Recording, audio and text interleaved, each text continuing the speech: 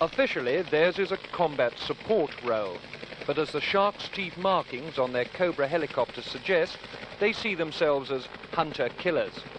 From their base at Fubai near Wei, the pilots of F Troop 4th Air Cavalry fly further north than any other American helicopter unit to search out and destroy what, in their laconic way, they call simply the bad guys.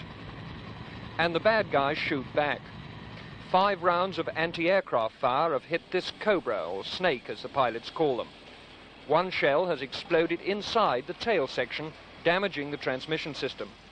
It could easily have put the tail rotor out of action, leaving the helicopter to revolve helplessly beneath its own main rotor till it crashed out of control. Relief at returning safely from a mission shows itself in a sort of boastful hilarity, accounts of what they did to the North Vietnamese and the near misses they've had themselves. They don't have much time to talk. I would scramble. Especially when I'm watching those black puffs come up and I look over and he's changing magazine. Oh, fuck! The ground crews are already rearming the helicopters with missiles and ammunition belts.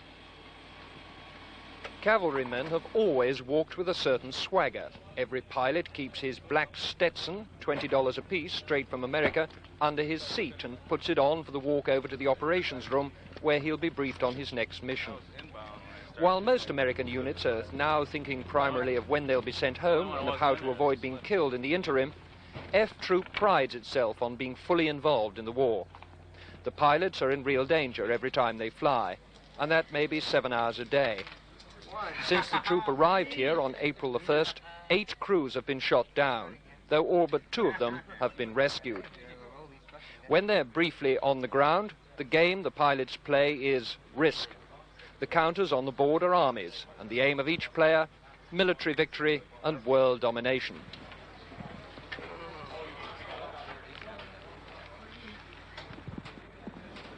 The winner of this game, Captain Dan Lott.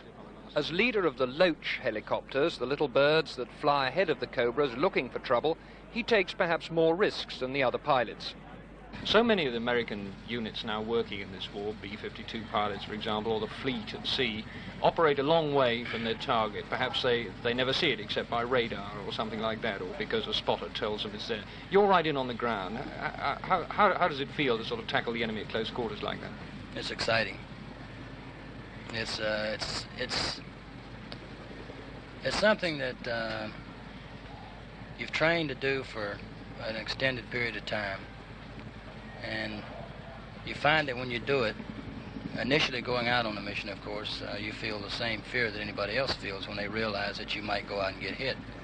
It's sometimes said that your unit is the only one that's still enjoying this war. I wouldn't say enjoying it. I'll say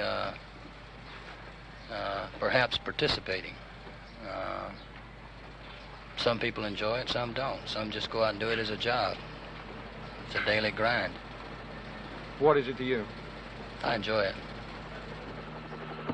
Skimming over the paddy fields and sand dunes, the Loach pilots show what low-level flying really means.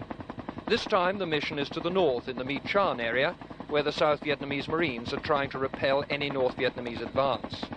Wheeling and turning, literally hedge-hopping, the 2 Loaches scan the ground for signs of the enemy, tank tracks, bunkers or trails. The Cobras, with their superior firepower, follow.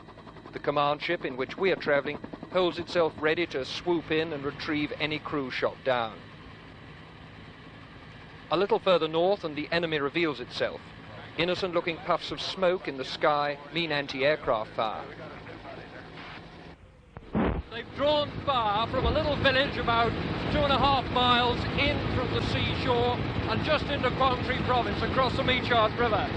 The Loaches have drawn the fire and now the Cobras are going in.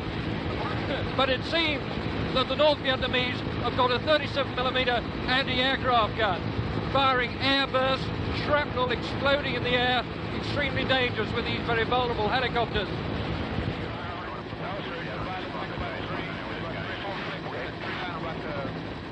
On the ground, it's the noise of exploding artillery and mortar rounds, the shattering din of small arms fire that means danger.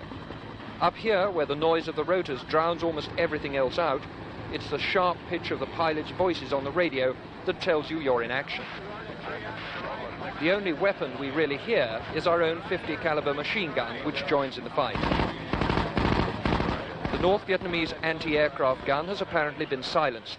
Now the Cobras fire flechette rockets at what look like camouflaged troop positions. The red smoke marks the moment when the rocket releases its steel darts, which stabilize in the air as they fly towards the target. Out at sea, just off the coast, the 7th Fleet fires 150 rounds into the target the air cavalry has identified. Their armament expended, the helicopters head back to refuel and rearm. Richard Lindley, news at 10, South Vietnam.